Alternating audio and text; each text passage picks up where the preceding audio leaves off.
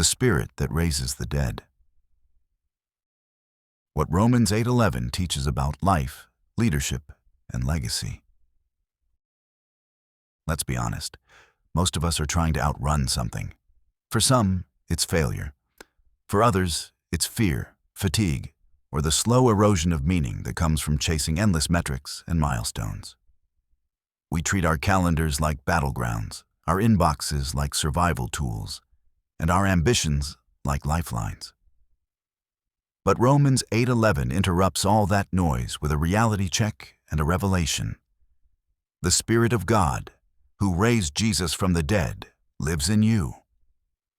That single verse is both a comfort and a confrontation. It says, you're not as powerless as you think, but also you're not as in control as you pretend to be. Let's unpack that together. The end we all face and the beginning we forget. Death is unavoidable. You can eat clean, lift weights, and build an empire. But one day, everything you've built will fade.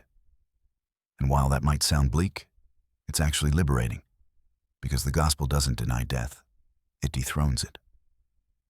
Paul's reminder to the Romans wasn't just theological, it was deeply practical. He was writing to people surrounded by power. Rome was the epicenter of human achievement. Yet Paul flips the script and says, the greatest power the world has ever seen isn't in the empire, it's in the empty tomb. The Spirit that raised Jesus now lives in you.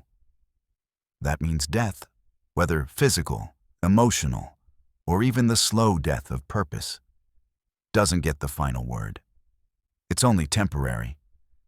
And if death is temporary, then every ending in your life, the failed project, the strained relationship, the dry season, is also temporary. The same Spirit that resurrected Christ is already working behind the scenes to bring new life where you've only seen loss. But the resurrection at work right now. Too often, we think of resurrection as a one-time event, something that happened long ago and will happen again someday. But Romans 8:11 reveals something more dynamic. Resurrection is a current reality. The Greek word Paul uses for give life, zopoio, literally means to make alive, to animate what's lifeless. The Spirit isn't just preparing you for eternity. He's enlivening you now. He takes dry bones, the ones labeled beyond repair, and breathes possibility into them again.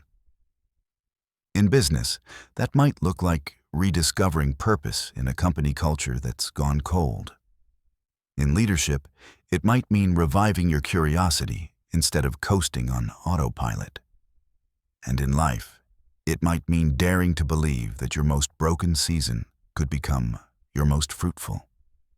Every time you choose forgiveness over resentment, creativity over cynicism, and hope over burnout, that's resurrection in motion. That's the Spirit giving life to what the world wrote off as dead. The power within and the choice before you. Here's the paradox. The same Spirit that raised Jesus is in you, but He doesn't override you. You get to choose whether that resurrection power flows or sits dormant. Too many leaders operate as if the Spirit is an external consultant, someone they call in for emergencies or inspiration. But Paul's language is intimate. Lives in you isn't poetic, it's literal. The Spirit of God inhabits your inner life, transforming weakness into wisdom and scarcity into strategy. That changes everything, because now your leadership isn't just about efficiency, it's about aliveness. It's not about controlling outcomes, it's about creating space for renewal, in yourself and in others. In every meeting, every moment of tension, every decision that tests your integrity, the Spirit is whispering, there's another way. There's resurrection here if you'll let me lead. Dead places don't stay dead.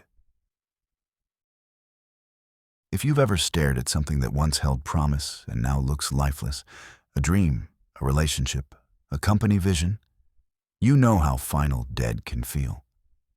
But resurrection says otherwise. Think about it. God specializes in bringing life out of what looks final. The cross wasn't just a symbol of suffering, it became a gateway to glory. And that same pattern runs through your life too. The things that break you are often the very places God intends to build something new. Professionally, this could mean letting go of an outdated system or ego-driven strategy so something fresh can emerge. Personally, it might mean facing your grief or disappointment instead of masking it with busyness. Spiritually, it means trusting that the same power that reversed death itself can renew your faith, your energy, and your focus, one surrendered moment at a time.